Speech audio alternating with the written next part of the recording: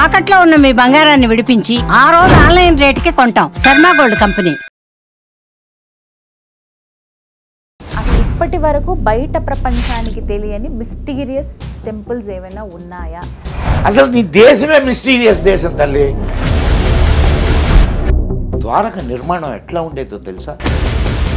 అక్కడ ceramic tiles మొత్తం అందరూ మగపిల్లలే అయితే ఒక్క ఆడపిల్లన్నా లేకపోతే ఎట్లా అంటే అదే పిండాన్ని మార్చి ఆయన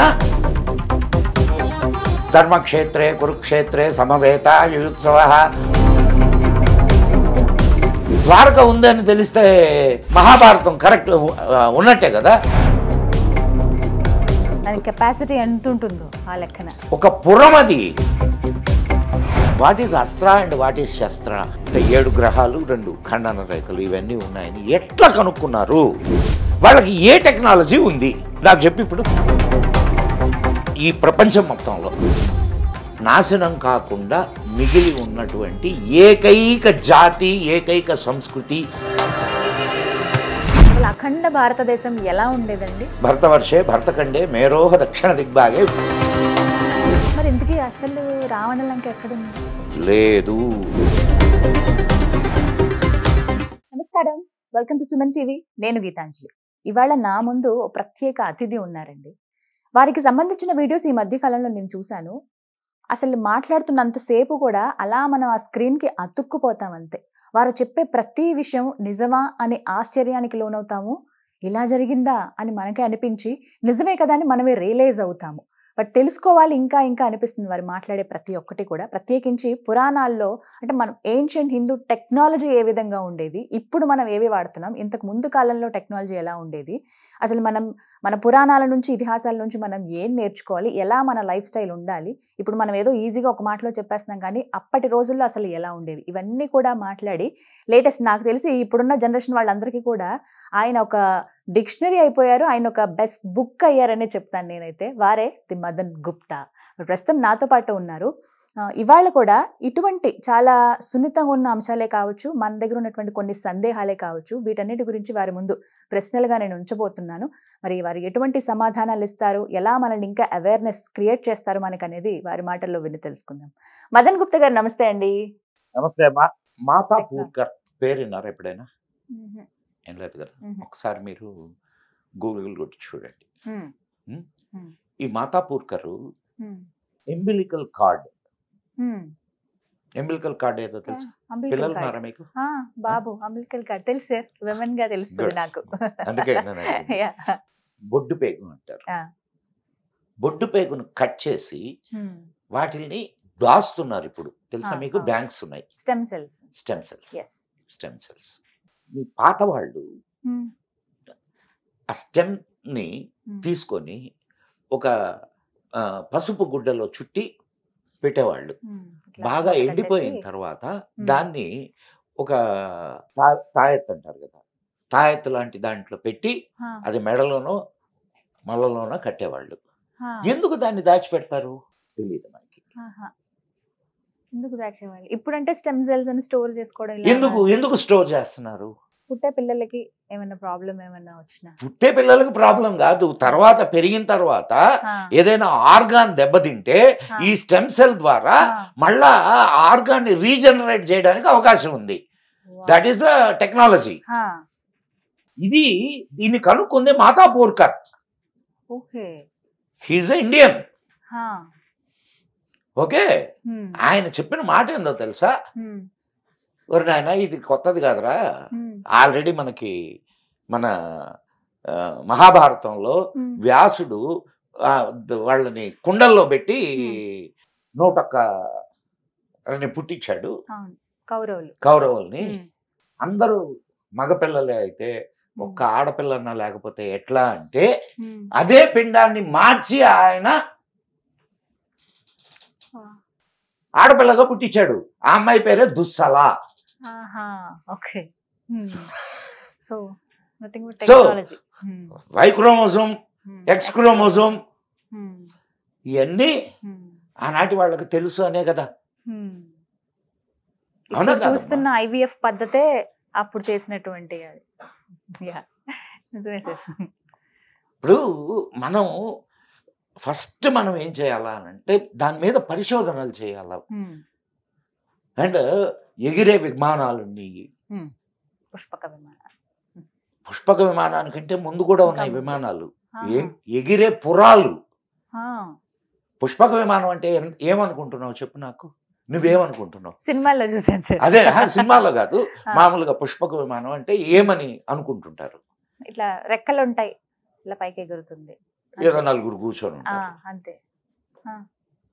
ఒకసారి రామాయణంలో పుష్పక విమానం యొక్క Hmm. వర్ణన చదువు, ఆ. తెలుస్తుంది నీకు. అది కెపాసిటీ ఎంత ఉంటుందో ఆ లెక్కన. ఒక పురం అది, అంటే ఒక ఊరు ఊరు. ఒక ఊరు ఇక్కడ నుంచి దాంట్లో ఎగిరి ఇంకో దానికి ఒక దగ్గరికి ఒక ఇది చెప్తారు, ఆ, ఎంతమంది ఎక్కినా ఇంకొకటి చోటు ఉంటది అని. ఆ. సో ఎలా సార్ ఇవన్నీ? అంటే అంత అంత పెద్ద విమానాలు ఉండేవి. సరే ఉండేవా లేవా అయన్న కవుల కల్పన, ఓకే. దానికి ముందు కూడా మనకు త్రిపురాసుర సంహారం అని ఒక కథ ఉంది. శివుడు త్రిపుర, 3 పురాల్ని, 3 ఎగిరే పురాలు అవి, ఎగిరే పట్టడాలమ్మా. పురము అంటే పట్టడము అని, ఎగిరే పట్టడాలు అవి. ఒక పట్టణం పైన ఎగరుతుంటే వచ్చి ఇక్కడ దిగింది అనుకో, ఏంది పరిస్థితి? ఇక్కడ ఉన్నవంతా మొత్తం స్మాష్. అంతే. అంటే అంతంత పెద్ద విమానాలని, అంతంత పెద్ద వీటిల్ని తయారు చేశారు. సో టెక్నాలజీ డెఫినెట్ గా ఉంది. అది అప్పుడున్న పద్ధతిలో అలా ఉండేది, ఇప్పుడు మనం చూస్తున్న పద్ధతి ఎలా ఉండేదో తెలియదు.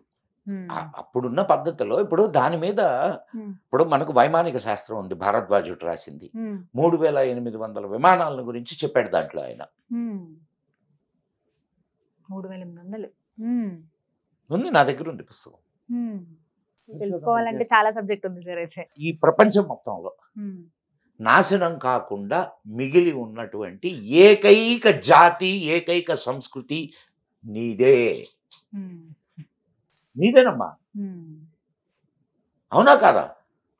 తక్కిన అన్ని సంస్కృతులు నాశనం అయిపోయినాయి, దేశాల ఎల్లలు మారిపోయినాయి, మనుషుల మనస్తత్వాలు మారిపోయినాయి, వాళ్ళ సంస్కృతి సాంప్రదాయాలు అన్నీ నాశనం అయిపోయినాయి. ఇంకా మిగిలి ఉంది అంటే అది నీ జాతి, నీ సంస్కృతి. అదొకటే. రైట్. ఇప్పుడు మాటల్లో అన్నారు దేశాల ఎల్లలు కూడా దాటిపోయాయి. అసలు అఖండ భారతదేశం ఎలా ఉండేదండి? భరతవర్షే భరతఖండే మేరోహ దక్షిణ దిగ్భాగే. ఇప్పుడు మనం సంకల్పంలో చెప్పుకుంటాం, సంకల్పం చెప్పేటప్పుడు చెప్పు. అవునా కాదా? భరత ఖండము and Pakistan, Afghanistan, Iran, Iraq, Uzbekistan, Kazakhstan, నీకు ఇంకొక మంచి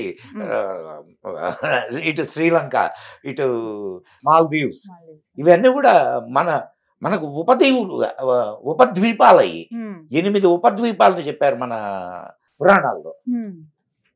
అసలు యాక్చువల్గా ఇప్పుడు మనం శ్రీలంక అంటాం కదా, శ్రీలంక రావణ లంక కాదు. మరి సార్ ఇప్పుడు నేను దాన్ని ఇది ఎక్కడ ట్విస్ట్ కాదు, నిజం. అమ్మాయి కాలక్కాడు దగ్గర మహేంద్ర పర్వతం ఉంది తమిళనాడులో. మహేంద్ర పర్వతం నుంచి రామాయణంలో ఆయన ఏం చెప్పాడు? మహేంద్ర పర్వతం నుంచి హనుమంతుడు 100 యోజనాల దూరంలోని లంకకు వెళ్ళాడు. దాన్ని ఈయన వర్ణిస్తాడు, ఎవరు? సుగ్రీవుడు. అక్కడ 100 యోజనాల దూరంలో ఒక లంక ఉంది, అది 100 యోజన విస్తీర్ణము అని. 11 పాయింట్ సంథింగ్ అంటే 1200 అనుకుందాం, 12 కిలోమీటర్లు యోజనము అంటే. మరి 100 యోజనాలు అని అంటే 1200 కిలోమీటర్లు. ఇప్పుడు భారతదేశం నుంచి శ్రీలంక ఎంత దూరం ఉందమ్మా? ఆ వారధి ఎంత ఉంది? చాలా తక్కువ, 10లోనే 50 కిలోమీటర్లు, 56 కిలోమీటర్లు. కానీ ఇక్కడ నుంచి చూసినప్పుడు వాళ్ళ ఇవి కూడా కనిపిస్తాయి కదా సార్. నేను అదే చెప్తుంది, 56 కిలోమీటర్లు. 56 అంతే. శ్రీలంక విస్తీర్ణం ఎంతో తెలుసా? 346 కిలోమీటర్లు. మరి ఇందాక చెప్పిన లెక్కకి ఇప్పుడు 1200 కిలోమీటర్ల రేడియస్ ఇది రావణ లంక. 100 యోజనాలు అంటే 1200 కిలోమీటర్ల దూరం. అది ఈ లంక ఎందుకు అవుద్ది? దీని అసలు పేరు సింహళం. సింహళం. 4 మందంగాళ్ళు వచ్చారు కదా మనల్ని దోచుకోవడానికి, బ్రిటిష్ వాళ్ళు. వీళ్ళు వాళ్ళకి నోరు తిరక్క సిలోన్ సిలోన్ అనడం మొదలెట్టారు. అది సిలోన్గా ఉండింది. 1948లో దానికి స్వాతంత్రం వచ్చింది. 1973లో దానికి లంక అని పేరు పెట్టారు. ఉట్టి లంక అంటే బాగుండదని దానికి శ్రీ అని తగిలిచ్చారు. మరి ఇంతకీ అసలు రావణ లంక ఎక్కడుంది? లేదు, మాల్దీవ్స్ దగ్గర ఉంది. కానీ మాల్దీవ్స్ దగ్గర అంటే ఓషనోగ్రఫీ ఇది చేసిన సైంటిస్టులు ఏం చెప్తున్నారు అంటే 5000 నుంచి ఒక 10,000 సంవత్సరాల లోపల ఒక పెద్ద సునామీ లాంటిది వచ్చింది. అండ్ టెక్టానిక్ ప్లేట్స్ లో కదలికలు జరిగినాయి. దానివల్ల ఒక పెద్ద భూభాగం సముద్రంలోకి కుంగిపోయింది అని చెప్తున్నారు. అదే లంక అయి ఉండొచ్చా? అప్పుడు రాముల వారు కట్టిన రాళ్ళు కానీ ఏవి ఇంకా లేవు. ఎట్లా నీకు సముద్రంలో మునిగిపోయి ఉన్నాయమ్మా, సముద్రంలో మునిగిపోయి ఉన్నాయి. అక్కడి నుంచి ఇప్పుడు అది ఓషన్, నీకు లోపల ఇప్పుడు దీన్ని ద్వారకాని ఐడెంటిఫై చేశారు. మన మోడీ గారు కూడా వెళ్ళి అక్కడ దండం పెట్టుకొని వచ్చారు కదా, పూజ అవి చేశారు, దండం పెట్టుకొని వచ్చారు కదా, చేశారు. కానీ దాని మీద మధ్యలోనే ఆపేశారు తెలుసా నీకు ఆ ప్రాజెక్ట్ ని? ఎందుకంటే యాక్చువల్లీ నవంబర్ లో పర్మిషన్ ఇస్తారు, అందరికి వెళ్ళడానికి వీలుంటుంది. ప్రాజెక్ట్ దాన్ని ఎక్స్కవేట్ చేసే ప్రాజెక్ట్ ఒకటి ఉండే మన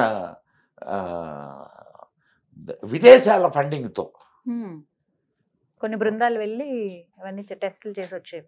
వాళ్ళకి కావాల్సినటువంటి ఇన్నర్ ఇవన్నీ కూడా ఏర్పాటు చేశారు. దాన్ని ఆపేశారు. ఎందుకని? ద్వారక ఉందని తెలిస్తే మహాభారతం కరెక్ట్ ఉన్నట్టే కదా. మహాభారతం ఉంది జరిగింది అని అంటే కృష్ణుడు, ధర్మరాజు వీళ్ళందరూ ఉన్నట్టే కదా. ఇప్పుడు దాకా మనకు నూరిపోసింది ఏంది? అవన్నీ పుకిటి పురాణాలు, అంతే కదా. మరి నీకు ద్వారక కళ్ళ ముందు కనిపిస్తుంటే అది పుకిటి పురాణం ఎట్టవుద్ది? ద్వారక మునిగిపోయిందన్న సంగతి కూడా మనకి మహాభారతంలో ఉంది. అంత భయంకరమైన కుట్ర మన మీద జరిగింది.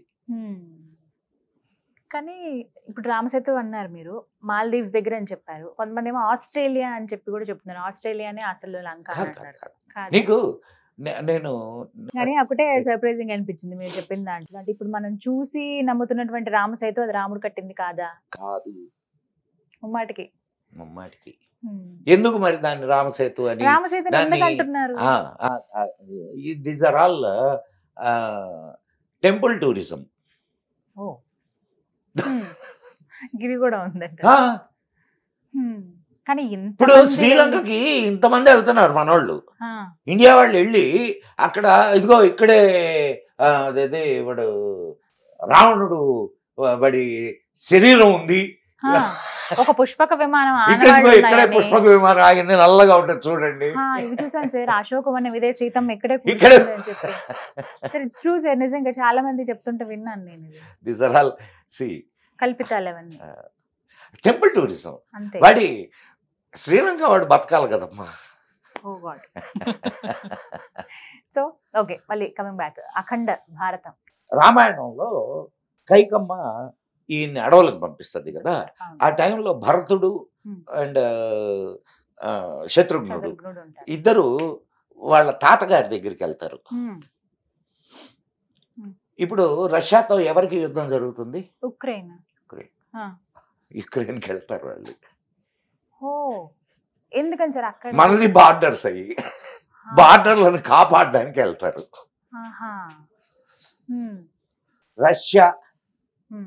రష్యా సంస్కృత నామం ఏందో తెలుసా? వృక్ష. వృక్ష అంటే ఏందో తెలుసా? ఎలుగుబంటి. సోవియత్ రష్యా శ్వేత వృక్ష, తెల్ల ఎలుగుబంటి. తెల్ల ఎలుగుబంట్లు ఉండే ప్రదేశం కాబట్టి దానికి శ్వేత వృక్ష అని పేరు వచ్చింది. పోలార్ బేర్స్ అంతే కదా సార్? విన్నా ఎప్పుడైనా ఇది? మీరు చెప్పింది అయితే వెళ్ళలేదు సార్. తెల్ల ఎలుగుబంటి అంటే పోలార్ బేర్ అదొకటే అక్కడ వరకు తెలుసు. శ్వేత వృక్ష అంటారు తెల్ల ఎలుగుబంటిని.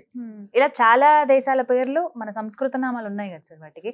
ఆఫ్ఘనిస్తాన్ బాగ్దాద్ ఉందా? బాగ్దాద్. బాగ్దాద్. బాగ్దాద్ ఎవరి పేరు మీదనో వచ్చిందో తెలుసా నీకు? భగదత్తుడు. ఆయన భగదత్తుడు మన మహాభారత యుద్ధంలో పాల్గొన్నాడు. భగదత్త బాగ్దాద్ అక్కడి నుంచి వచ్చాడు ఆయన యుద్ధానికి. మహాభారత యుద్ధంలో పాల్గొనడానికి అక్కడి నుంచి వచ్చాడు.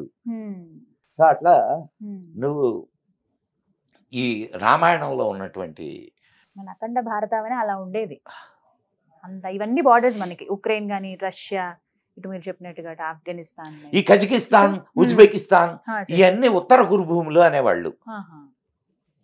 ఉత్తర కురుభూములు. ఉత్తర కురుభూములు అంటే అర్థం వాటి పేరది ఉత్తర కురుభూములు. అర్జునుడు వాళ్ళ దగ్గర పన్ను వసూలు చేయడానికి అక్కడికి వెళ్ళొస్తాడు. ఆ విషయం కూడా మీకు మహాభారతంలో ఉంది. ఇంకా భారతం గాని, రామాయణం గాని, భాగవతం గాని చదివితే ఇన్ని విషయాలు తెలుస్తాయి ఫస్ట్ మనకి. అసలు నీకు యు కాంట్ బిలీవ్ అమ్మా. నువ్వు ఏదో పురాణం ఏదో ఒక దీన్ని చదివినట్టు కాకుండా ఒక అనలిటికల్ బేస్ తో నువ్వు కానీ దాన్ని చదివితే అనేక విషయాలు నీకు బయటకు వస్తాయి. అనేక విషయాలు. టెంపుల్స్ మీరు చెప్పినప్పుడు నేను చాలా గుళ్ళ గురించి విన్నాను సార్. నాకే సర్ప్రైజింగ్ అనిపించింది. అసలు ఇప్పటి వరకు బయట ప్రపంచానికి తెలియని మిస్టీరియస్ టెంపుల్స్ ఏమైనా ఉన్నాయా? ఉన్నాయమ్మా, ఉన్నాయి. అసలు నీ దేశమే మిస్టీరియస్ దేశం తల్లి. నీ దేశమే మిస్టీరియస్ దేశం. కొన్ని వేళ సర్ప్రైజింగ్ అనిపిస్తాయి సార్. హిమాలయాస్ గురించి ఇందాక అనుకున్నాను కదా, అది మీకు ఇప్పుడు చెప్తాను.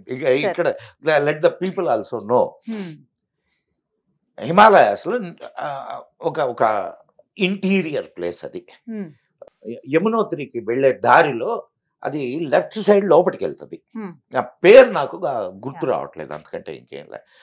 హాయిగా మామిడి తోటల ఇయ్యుని శుభ్రంగా దిగి మామిడికాయలు కోసుకొని అక్కడ కొంత సమయం మన పాండవులు అక్కడ గుహలో ఉన్నారు. ఆ గుహ అంతా చూసాం మేము. తర్వాత అక్కడ ఒక టెంపుల్ ఉంది. ఆ టెంపుల్ కి వెళ్ళాం. అక్కడ ఒక పెద్ద ప్లాట్ఫామ్ ఉంది. ఆ ప్లాట్ఫామ్ ఏంటి అని అడిగితే అక్కడ వాళ్ళు చెప్పినటువంటి విషయం ఏంటంటే, అంటే నా మామూలుగా నేనేందంటే ఎక్కడైనా వెళ్తే అక్కడ ముందు ఆ పూజారిని అడుగుతాను విషయం, ప్రాంత విశిష్టత అడుగుతాను. అట్లా మీకు ఇప్పుడు వైదీశ్వరన్ కోయల్ విన్నారా? వైదీశ్వరన్ కోయల్ దగ్గర ఒక అదే తటాకం ఉంటుంది, కొలంలాగా. దాంట్లో మునిగితే చర్మ వ్యాధులు పోతాయంటారు. ఇంకొక ప్రసిద్ధి ఉంది దానికి, ఇది వైదీశ్వరన్ కోయిల్కి. మీకు ఇబ్బంది లేదనంటే ఈ సంఘటన చెప్తా నేను. నా స్నేహితుడు పక్కా కమ్యూనిస్టు. ఎంత ఇదంటే ఏదైనా ఉపన్యాసాలు చెప్తుంటే, ఇది దేవుడి గురించి 4 మంచి మాటలు మాట్లాడుకుంటుంటే నేరుగా వాళ్ళ దగ్గరికి వెళ్ళి వాళ్ళని ఇంకా ప్రశ్నలతో ఇసిగించేసేవాడు. సరే మేమందరం కలిసి కూర్చొని, నేను I was in medical profession, public సెక్టర్లో, సెంట్రల్ గవర్నమెంట్లో కూర్చొని మాట్లాడుకుంటుండేవాళ్ళం. ఇట్లా మాట్లాడుకుంటూ నేను వాడితో అన్నా, ఇక్కడ వైదీశ్వరన్ కోయల్ అని ఉంది, అక్కడ నీకు థంబ్ ప్రింట్ తీసుకొని నీ జాతకం చెప్తారు అన్న. అవన్నీ ఏం లేదు అని అన్నాడు. మరి ఏమనుకున్నాడు? అయితే వాడి దగ్గర ఉన్న మంచి గుణం ఏంటంటే ఏ విషయాన్ని అయినా సరే పరిశీలిస్తాడు. పరిశీలించి ఇది నిజమా కాదా అని నిర్ధారణ చేసుకుంటాడు. అంటే నేను ఇది వాడి పేరు కూడా చెప్తాను, మీరు కావాలంటే ఎంక్వైరీ చేసుకోవచ్చు. రాధికా మోహన్ వాడి పేరు. ఇప్పుడు ఎక్కడున్నాడో తెలియదు నాకు. ఈ మాట చెప్పంగానే వాడు ఇంకొక ఫ్రెండ్ ఇద్దరు అప్పుడు నెల్లూరులో నేను వర్క్ చేస్తున్నా, బండి వేసుకొని వెళ్ళిపోయారు వైదీశ్వరన్ కోయల్కి. వెళ్ళిపోయి వాడికి అక్కడ ఒక పెద్ద ఆయన ఉన్నాడట, ఆయన ఇప్పుడు లేడు. ఆయన నేనే చెప్పా అతనికి, ఇదిగో పలానా చోట పలానా వాళ్ళు ఉంటారు. ఆయన దగ్గరికి వెళ్ళారు వీళ్ళు. నువ్వు నైనా రేపు రానన్నా అని చెప్పి చెప్పారు. మళ్ళా ఆ రోజు ఉండి రేపు రెండో రోజు వెళ్ళాడు. రెండో రోజు వెళ్ళి ఆ తర్వాత నుంచి వాడు నాకు కనిపించడం మానేశాడు. 2 నెలల తర్వాత వాడు నాకు కనిపించాడు. నేను పట్టుకున్నా. అప్పుడు గడ్డం గిడ్డం పెరుగుంది కొంచెం. పట్టుకొని ఏందిరా ఏమయ్యావు అసలు ఏంది, నువ్వు వైదేశ్వరన్ కోయల్ అని చెప్పాను అప్పుడు, అదే లాస్ట్ అంటే వాడు ఏం చెప్పాడంటే, అప్పుడు తెలియదు వీడు పోయి వచ్చిన సంగతి కూడా. నువ్వు చెప్పిన తర్వాత పోయి వచ్చాను గురు, మరి ఏంట్రా అంటే ఏం లేదు గురు, అంతా రాసి ఉంది గురు, రాసిన ప్రకారం జరుగుతుంది గురు అన్నాడు ఆయన. నేను వాడు వాడు చెప్పుకొచ్చాడు.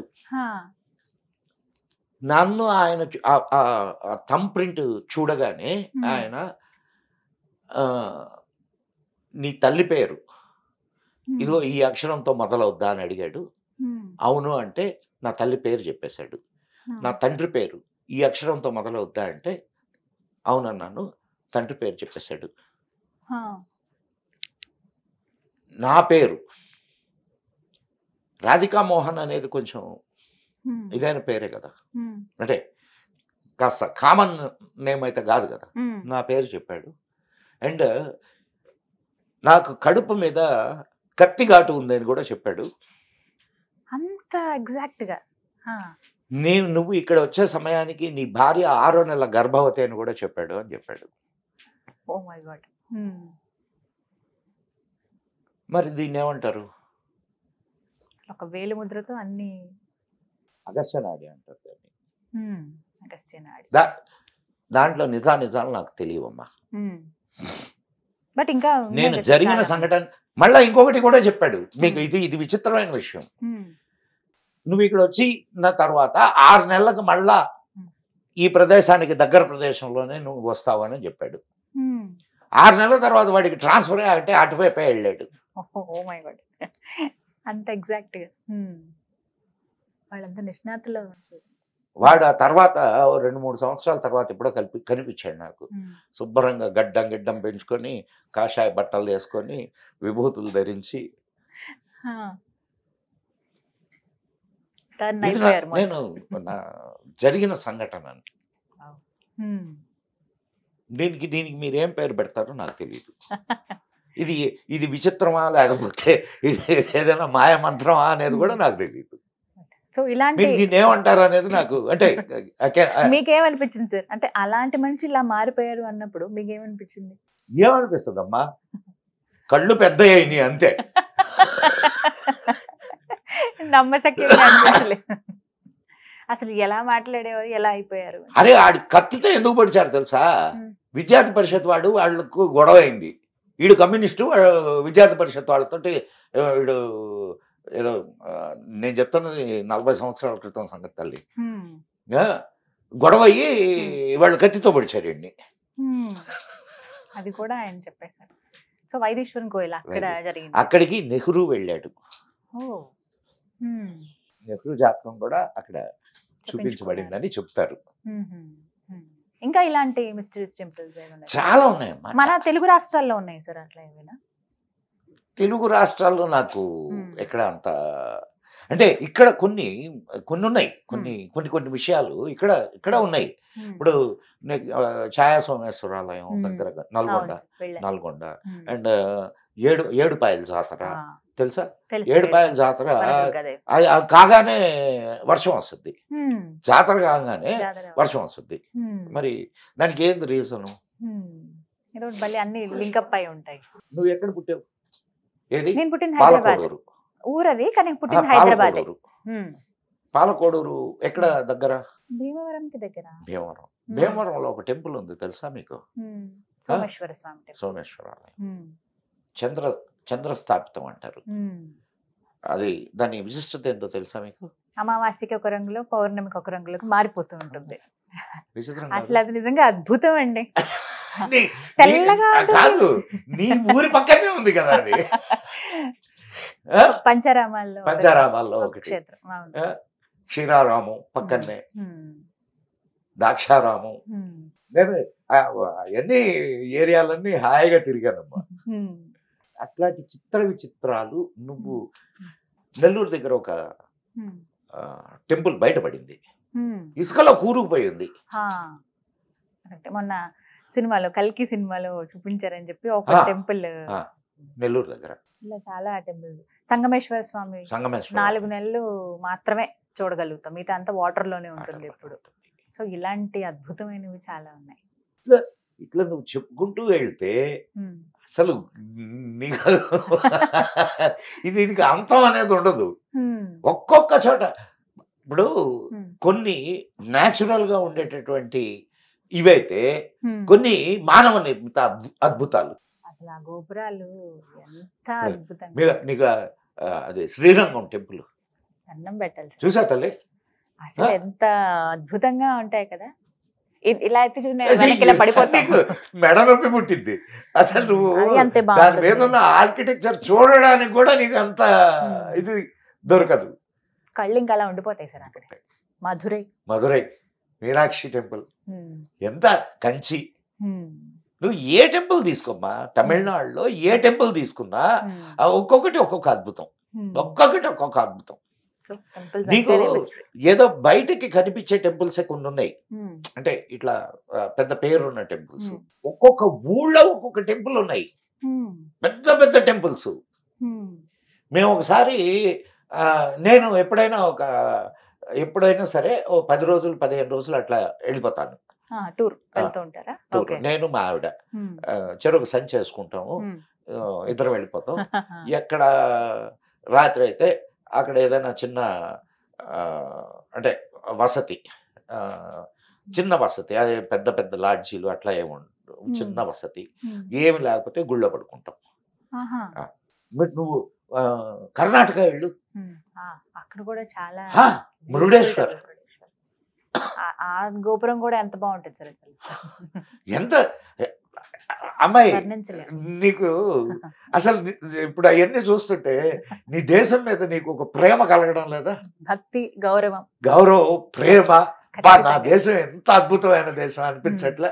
ఖచ్చితంగా అనిపిస్తుంది సార్. అది కర్ణాటకలో అద్భుతమైన శిల్ప సంపద. బేలూరు, హళిబేడు, అండ్ ఇక్కడ హంపి, విజయనగరం, ఎన్ని చాలా ఉన్నాయి ఇలాంటి అద్భుతం. నాకు ఒక సందేహం అండి, కైలాష్ పర్వతం, చాలా మంది ఆ పర్వతాన్ని దూరం నుంచి చూడడమే ఒక భాగ్యం అనుకుంటారు. కొంతమంది అయితే ఫ్లైట్ లో నుంచి వెళ్తూ చూస్తారు అక్కడి వరకు. ఇంకొంతమంది దూరం నుంచి, ఈ మధ్య ఫ్లైట్స్ లో పక్క దూరం నుంచి సార్ ఎంత అంటే అక్కడెక్కడో కనిపిస్తుంటుంది, దర్శనం చేసుకోండి అని చెప్తారు. ఇక్కడే చేతిలో ఉన్న లింగానికి అభిషేకం చేయడం అన్ని చేస్తారు. ఇంకొంతమందికి కొంచెం అవకాశం అంటే ఆ దూరం నుంచి ఇక్కడే సాష్టాంగ నమస్కారాలు పెట్టుకుని ఇక్కడ నుంచి చూస్తారు. అంత దూరం తిరుగుతారు, ప్రదక్షిణ ఉంటుంది కొంతమంది. కానీ దాన్ని ఎక్కే ప్రయత్నం అనేది ఎవరు చెయ్యరు, అసలు అది అసాధ్యం అని చెబుతూ ఉంటారు. ఎందుకు అసలు అక్కడ ఏముందని? ఇందాక మనం కూర్చునే దానికి ముందు మన మిత్రుడు కార్తీక్ ఒక ప్రశ్న వేశాడు, సార్ ఈ జ్యోతిర్లింగాలు, శక్తిపీఠాలు ఇవేంటి సార్ అని. మీకు ఎనర్జీ ఒకటి ఉంటుందమ్మా, ఒక ఎనర్జీ ఉంది అక్కడ. అది ఏ ఎనర్జీ అనేది ఎవరికి తెలియదు. మీకు ఒక